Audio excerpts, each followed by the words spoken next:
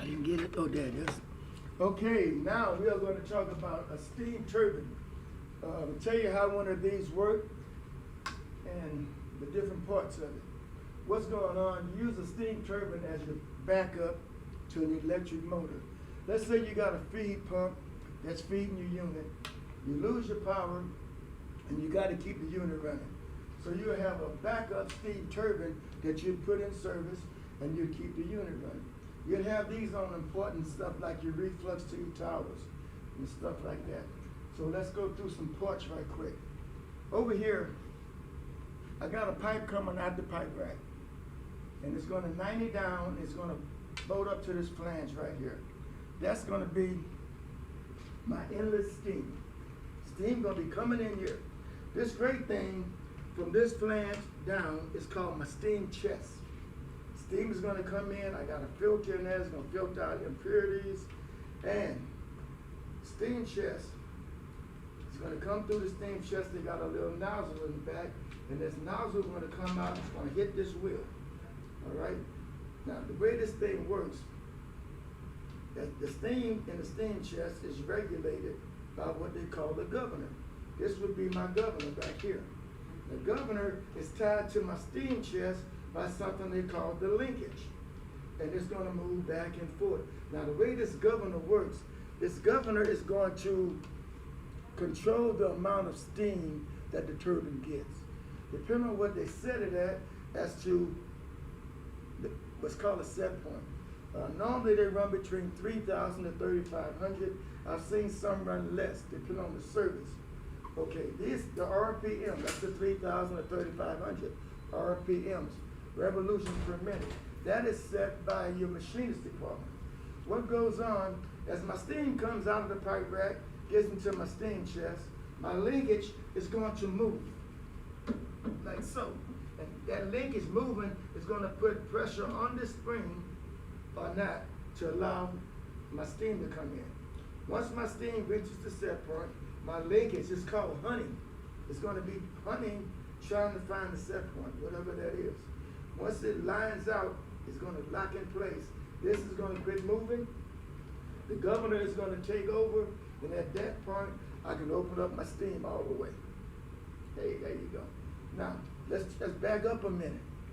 Let's get some more of these parts in. Got my inlet, got my steam chest, got my nozzle. This blue thing right here is called the wheel of the turbine. The way the wheel works, they got little buckets right here. So I'm gonna have two moving blades, and the blade in the middle will be my stationary or my fixed blade. So I got two of them moving, and I got one that's standing still, holding those other two in place. Steam is gonna come in through my nozzle. It's gonna hit my buckets on my wheel. My buckets are going that direction, so this turbine is gonna turn in this direction, as so. Okay? Steam is gonna, once the steam is used, it's gonna come out the exhaust. This would be the terminology. This would be the inlet. This would be the exhaust of the turbine. Now, this turbine has two exhausts. Let me explain what's going on. It's called letdown. You put in, let's say, 100 pounds of steam, you don't need but 10 pounds to run your turbine. You got 90 pounds of steam. That steam has been treated with chemicals from the boiler. You don't want to waste the steam. So what you do, you're going to exhaust your 10 pounds, you're going to take this other 90, and you're going to use that to either run another piece of equipment, or you're going to take that letdown steam and send it back to your condensate line or your boiler, so you can, it's already treated, so you can save yourself some money. So you don't want to waste the steam. Now let's look at, that's how it works basically. Let's get more into the parts. Right here, it's called the trip valve. Now, this is old school setup right here. Old school, you get out there as the operator and you would crank this thing. If you had a problem, you would crank on that to try to block off your steam. As you turn the handle, you're putting pressure on the spring, pushing down on your seat. That's going to close off your steam. But you're going to be there a minute doing that. Now, if it's an emergency, let's say your turbine is getting away from you. It then got above the 3,500 RPM and it's climbing. And your console tells you turbine so-and-so is running away. you don't have time to stand here and crank. This green knob here is called your overspeed trip. What you would do, you would let him know you're at the pump, and you just push the overspeed trip like that, and you hold it for a second, and you're gonna hear it close off the valve in here. It's gonna kill your steam, your turbine is gonna quit running. So you got the trip, valve, overspeed trip, here, you do that by hand. Right here at the top, used to be something called a sentinel valve. A sentinel valve is a relief valve. It will relieve the pressure inside your casing. Only problem with the sentinel valve, you had to get too close to it. So they got away from that, and they're putting a pressure gauge here nowadays. And they're using the overspeed trip to depressure with. Looking along your turbine, this part is called your shaft. On your shaft, you're gonna have what they call bearings on your shaft. Right here in the middle, they got something here. You hear that noise? They call that a slinger ring. And what it does, it slings the oil. As my turbine is turning, it's gonna sling oil on my bearings to lubricate the bearings. I got a seal back here. I got a seal right here on my oil reservoir. I got a plug that I can pull to add more oil if needed. At the bottom, I can drain water out of here. I'm gonna have my cooling water in and out again. I'm gonna have my little oil where I put my oil in. Coming down my shaft, outside of my seal, I got 3 little things right there they call carbon rings. And I got 3 more on this side. If you was to close this in, right here and right here, this casing, those carbon rings, what they do for you, they keep the steam inside the casing. You're putting steam in. You don't want to lose steam blowing out the sides along the shaft. So you put these carbon rings in there, and that's going to minimize your steam loss. Coming further down, I got another seal. I got another set of bearings and another slinger ring, and there you go. You can put all in right here at the top. Coming further down, I got this ring contraption that is called my governor. My governor regulates my steam, my RPMs. And then I got a spring that sets the tension on the governor, and I have my linkage, which is tied into my steam chest. And the linkage and the governor, they're gonna work hand in hand. Honey is called honey. It's gonna hunt for the right RPM. When it gets there, it locks in place. On the back side of my oil reservoir, I got cooling water in and out, and I got another place for my oil. Same thing here, cooling water in and out, a place for my oil.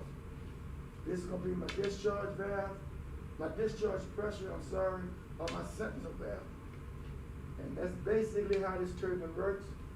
Steam, let's see if we're gonna start this thing. It's attached to a pump, all right? My electric motor just conked out. My console calls me, and I can tell by the tone of his voice, be in a bind. So get over to the pump. First thing I got to do, I got to open my exhaust. On this back side, on my exhaust valve, I'm gonna have a 90 coming off, and it's gonna go up. Okay, let's see if I can get this thing to turn.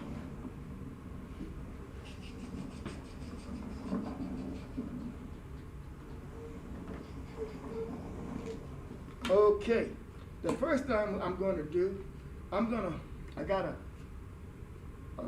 pipe with a flange. It's going 90 up. It's going to have a check valve on it, and it's going to go up into the pipe rack. I got my inlet side coming down at the pipe rack with a 90, and it's going to flange up here. The first thing you do when you're starting up a turbine, you want to open up that exhaust bleeder. At the bottom of that 90 going to be a little 1/2-inch bleeder. You open that bleeder. What you're doing, you are getting rid of all the condensate from the last time it ran. You have trapped condensate from your check valve down.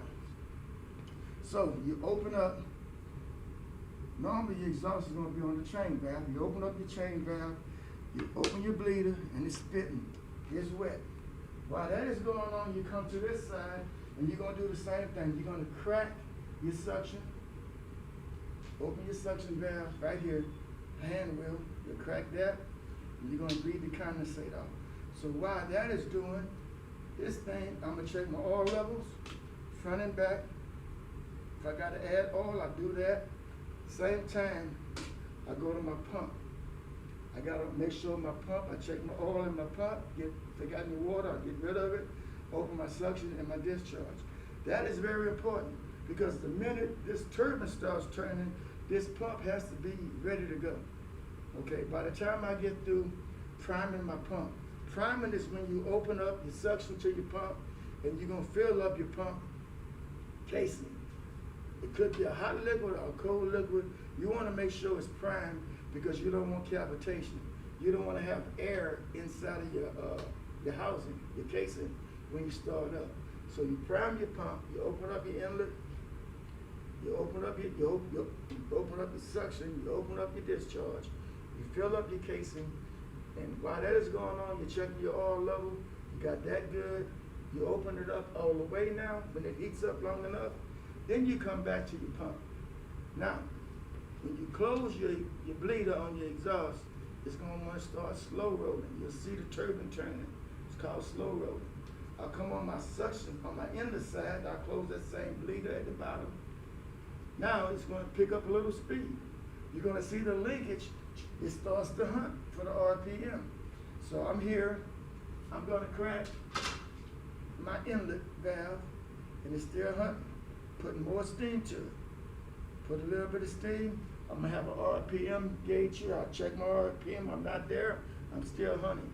Slowly I'm turning this valve, I don't wanna slam it. And when I finally get to the right RPM, I'm gonna quit hunting, the governor is gonna lock in place.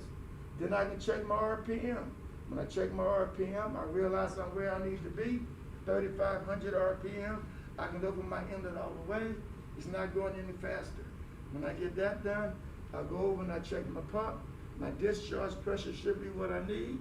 Check with my console, ask him how am I looking, and he or she is going to tell me looking good. And you can get all this done in a matter of 5 minutes. Remember, exhaust valve is open first, all the way, then you start bleeding. Then your inlet valve, you crack the bleeder, and you crack your inlet, get rid of your condensate. Then you go to the what's being driven. Now, turbines are used to drive pumps, compressors, or generators. So they can be used for any one of those three things: a pump, a compressor, or a generator. You line that out because when this starts turning, you're gonna start turning that pump or that piece of equipment. And that is pretty much how a turbine works. Remember, in case of an emergency, you got your overspeed choke valve right here. And that'll be about it.